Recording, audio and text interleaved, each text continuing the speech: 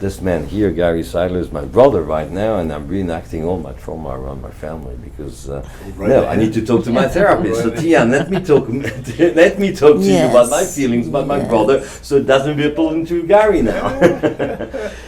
I did this little jump here to welcome Gary Seidler in this lovely podcast we're having right now, or video. A word, Gary, to present you. You are the founder of US Journal Conferences and big publisher of so many fantastic authors. You're hosting us today for 3 days in Arizona, and it's a beautiful conference, and thank you so much for made that possible. 25 years of conference, right? Actually 35. Oh, sorry. But who's counting? I'm trying to make you feel younger. Right, so that's And they massive. started this movement, the ACOA movement and the codependency movement starts here. Well, I'm a happy customer. I'm a happy adult child of alcoholic. So that's fantastic to be here in Arizona and just to have this unbelievable conversation we're having now. Now, the reason why you joined us here, Gary, is that I want to talk and learn more about the process, the film, and how it came to birth. That's the first thing. Then how it grew, developed, lived, and how you feel about it today. So we just cover all that. So I don't know. I'm gonna let you talk, you guys, probably, because I'm just a novice here. It's executive Well, producer. let me give you my story, my perspective on the process and how it came to be. So I've been a publisher and a conference organizer for over 40 years. And after publishing many, many books on recovery and addiction, I started to read the books after publishing them. And after I read the books, I realized I had some work to do of my own. You mean on yourself? On myself. So I actually went to treatment here in Arizona something like 22 years ago. And I also did several workshops at a place called Onsite in Tennessee. And in both experiences, I found that experiential therapy was the most healing for me and the most meaningful for me. So it was out of that personal experience that I was actually in treatment at Sierra Tucson, met a film director of some renown from Hollywood, and HBO had just started.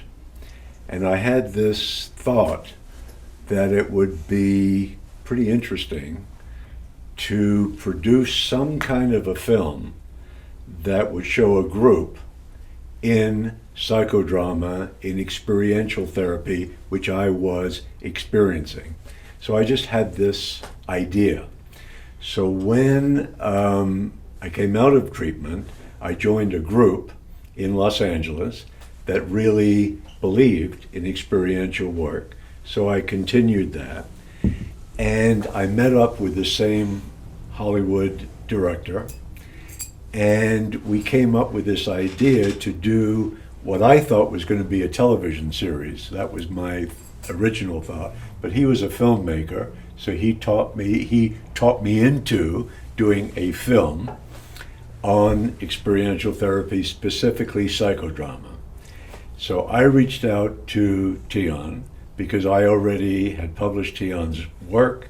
I'd experienced psychodrama through Tian. She was the master psychodramatist in the world. And so I reached out to Tian and asked her if she would be our psychologist on the film. And she agreed, came out to LA. We hired some actors for the psychodrama, but there was no script, and they told their stories. And Tian processed the whole thing. We did, I think it was 3 days of filming in Los Angeles with the cameras, the crews, the this and the that. and produced a 70-minute film called The Process.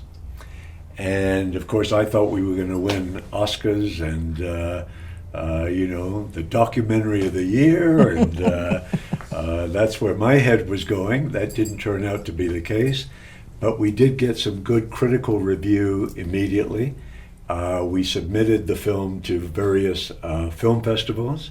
We won a couple of awards, and then realized very quickly it was a useful training film for treatment centers to understand psychodrama. So that's been the story about how it got done. And here we are 20 years later, and the film still has relevancy in terms of content. The mediums have changed and so forth, but I think the content pretty much stands quite well today. And I understand that you're going to have Tian and psychodrama at your London conference. And this film, I hope, will be a good part of the educational learning. I think it will. I think it has to be.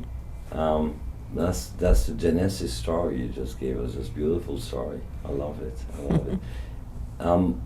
The other side of the story, Tian. How was it for you to? So it was. To be involved in that. It was great. I mean, because if you're a psychodramatist, what you think all the time is, I wish everyone could be seeing what I'm seeing right now. The psychodrama is like the best theater you've ever seen, because it's organic, it's genuine, it's real, it's compelling, and it's healing. And it shows you in a short period of time, if you've got some kind of complex you're working on with your father, with your mother, with your whatever, the depth that a psychodrama reveals speaks so much more than any book can speak, than any lecture can tell you. You see in vivo exactly what the issue is, right? And so, hence, I'm constantly thinking, I wish I weren't the only one seeing this. I wish so-and-so, I wish everybody could see this. So when Gary was interested in doing this, there was no answer but yes. When, where, and the cameras were huge. This was before small cameras. We did this in a big hangar and a big studio, and there were these enormous cameras going around, and this lovely group of we used actors because we didn't want anybody to not know what they were getting into, but to understand cameras and stuff. But they did their own work. So they were actors playing themselves. Yes, exactly. No script, totally no script at all. No, it was just a psychodrama, but we wanted people to know what it was, that they were going to see themselves on film, and that they'd dealt with that before. So that was really the reason to use actors. And it was just a great experience. It was fantastic. It was a great experience. It really was. I mean, it really was. And, for my part, I mean, as I said, psychodrama, experiential work was so helpful to me, along with one-on-one, as you were talking earlier. You need that balance, I think. But for me, it really cut through so much stuff so quickly in terms of family of origin material that I needed to work through, that being part of the set, because I just sat back and watched this unfold, the work that these actors actually got to do was just fantastic. I mean, really, really fantastic. So, I'm just very happy that we were able to contribute this film to the world. Yeah, I think it's a non-aging film. Yeah. What I mean here, that I discovered that film probably 3-4 months ago. I never heard about it before. No one is perfect, and I looked at that and I went, of course, it is still so actual, and of course, why? Because human beings haven't changed that much. I mean, maybe the color of the T-shirt and a few haircuts, whatever, the makeup, but that's not what we're talking about. This is not a sitcom, right? Yeah. This is about being human. This is about the fantastic adventure and pain of being human, no matter what happened to us. And I think this film um, uh, is a tribute to humanity in that respect.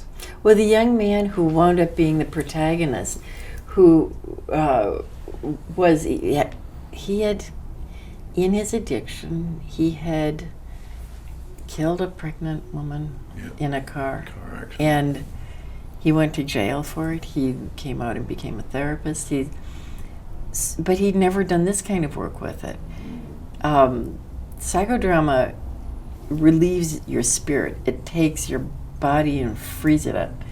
And you're really never the same. If you do enough psychodrama, you are changed forever, and you're a much freer person. You're naturally more spontaneous, and being in the moment becomes something that you're comfortable with.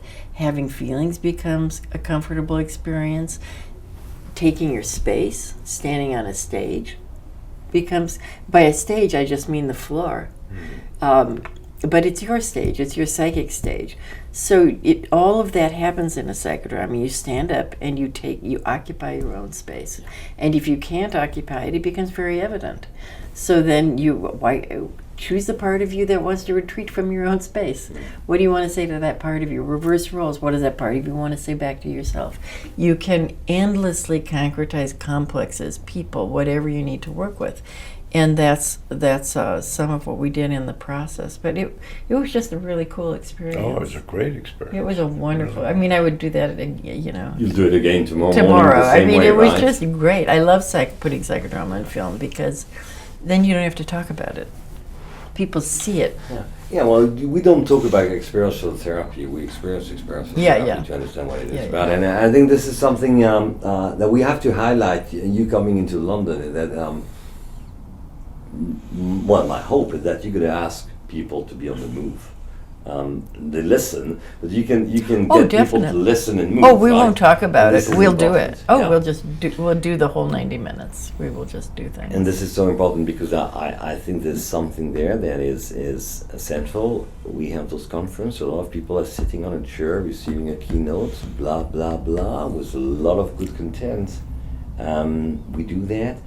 I think the future is we gather people, instead of getting them to watch YouTube or whatever, we gather people to experience, to congregate, to experience together, to potentialize energy, right? So that's the future. I think conferences should be, and this is also something you bring into London, probably for not the first time, but the biggest time so far, with what you bring into iCAAD, which is this moment where people are going to start to be on the move and on the feel, if I can speak that frank. Oh, I love that. I mean, I love your concept of the future. When I think of all the ways people get together now in bars, in restaurants, in all these static ways, but why shouldn't we be getting, Alan Capro, I went to Cal Arts when I was young, and Alan Capro was doing these happenings, and they were interesting. They were part of the 60s, 70s, but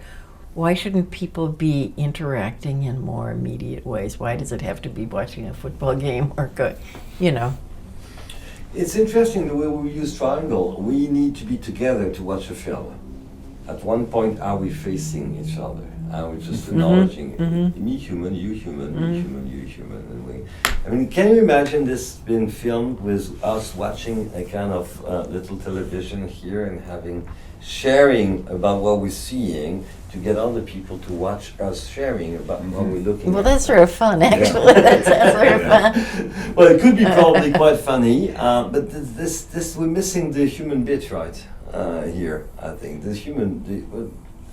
our culture has gotten us to be separate. Yeah. And I think probably recovery is also a lot about reunification, as you said, Gary. It's just we're trying to reunite.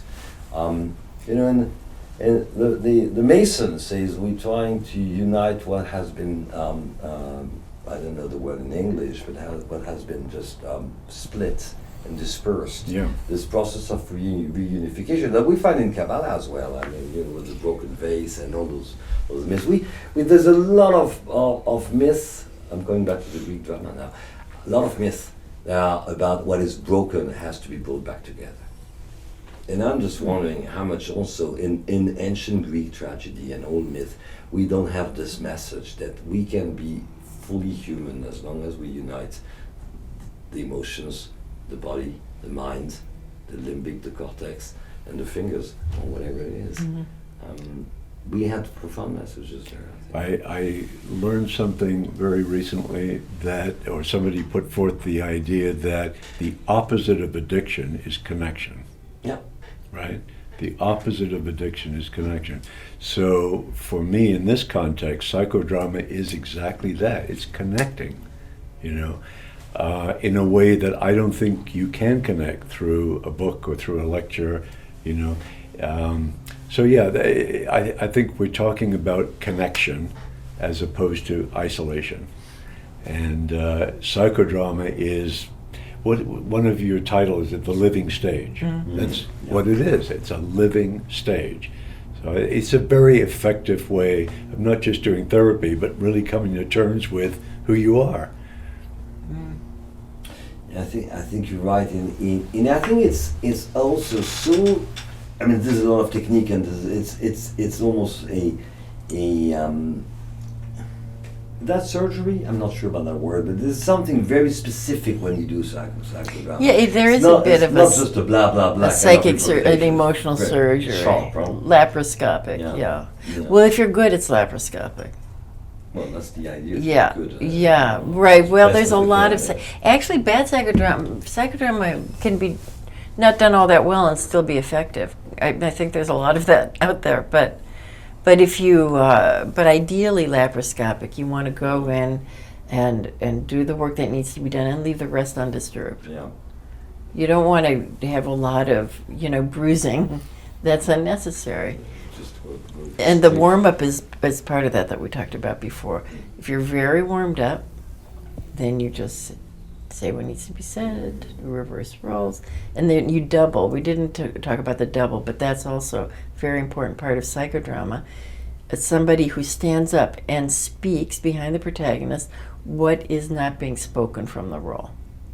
And that helps to connect the limbic with the prefrontal cortex, because that limbic experience is happening and not being what happens in trauma, you split off, right? You can't find those parts of yourself that are operating back there. So if the protagonist is talking to their mother, group members will say, "Can I come up and double?" Sure. And people will stand behind and try to articulate what the protagonist may not be able to articulate. And then I always just say, does that feel right? Don't worry if it doesn't feel right, correct it if it's wrong. Should we try another? But it helps people come to the consciousness of their own awareness, It helps people to bring what I see is that make that limbic cortex connection, bring unconscious, split off material to a conscious level. And then the cortex can claim it. Then put it in your own words, throw it out into the world, As long as the cortex can claim it, the cortex is happy, right? Well, yeah. That's the pride of the yes, cortex. yes, Just right. popped into my mind right now. Yeah. So that's another question I wanted to ask you, Tian, is who ideally would you like to have as an audience in London? What I mean here is that are we being very specific in clinician? Are we going anybody? Yeah. Anybody. Kind of guess the sense that Anybody. Yeah, wow. Moreno wanted psychodrama in the streets. It's a misunderstanding that it has to be in the mental health world. Mm-hmm. He wanted it in the streets. He thought Alvin Toffler talked about how Home of the Future should have a psychodrama stage. You can do little psychodramas with your children. I always want to reverse roles with my husband when we have an argument, but he won't do it. Very seldom, but it's great. Why don't we do a psychodrama in Washington right now? There's nothing going on. Exactly right. Yes. The walls are free empty. space. Why don't we go in there and do a psychodrama? Right, exactly. I have to take my leave.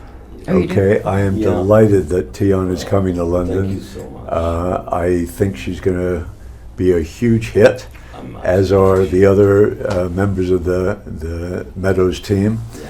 and very much looking forward to it. I was at the iCAAD conference last year, loved it, loved the energy there, and very much looking forward to Tian and Claudia, and who else is coming? Well, Stephanie. Claudia, Tian, we have other people. I have a fantastic friend and colleague from Belgium, Professor Daniel Souris. He speaks about what we call in French the corticolimbic disharmony.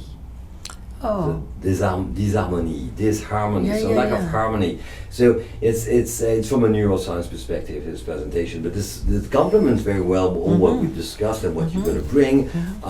Mel Paul is speaking about Yes. pain management, Fantastic. or pain before we manage it, Fantastic. whatever. There is, I have blanks now, there's David Greenfield speaking about e-technology and addiction. There's 65 speakers. So, Wow. Well, I will be in the front row. Thanks, Gary. See you later. See you later. Okay. All right. Take care, Christoph. Thank you so much.